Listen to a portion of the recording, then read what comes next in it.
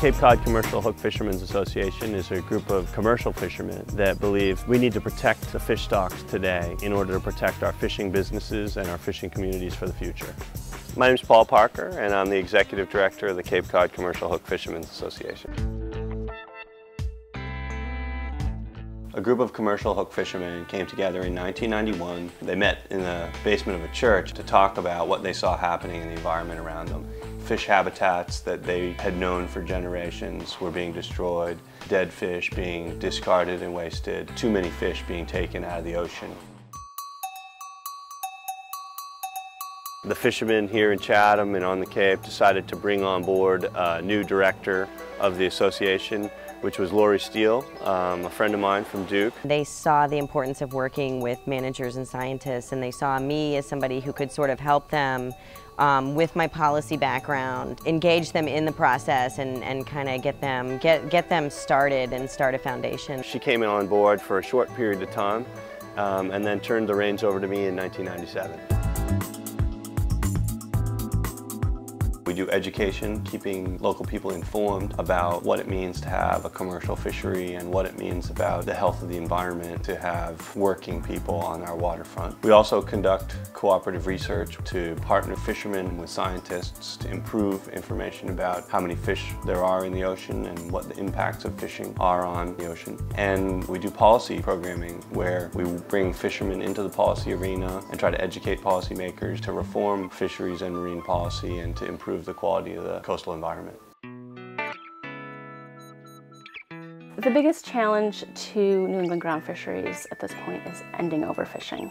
The Cape Cod Commercial Hook Fishermen's Association began experimenting with a new way to structure and manage fisheries.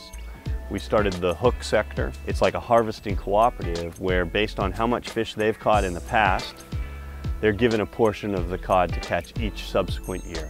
I like the idea of sectors better than the other type of management. With sectors, I think it's more likely the smaller boats will survive. We don't have very good data on the groundfish fishery in New England. When it comes down to it, we can't accurately tell how many fish fishermen are taking out of the ocean. So we can't manage very well, given that. We are piloting new technologies that help create accountable fisheries. One of the things that we've done here at the Hook Fishermen's Association is innovate the application of vessel tracking systems. One component of our monitoring systems for the sectors is placing video cameras on some of our vessels. We call these electronic monitoring systems.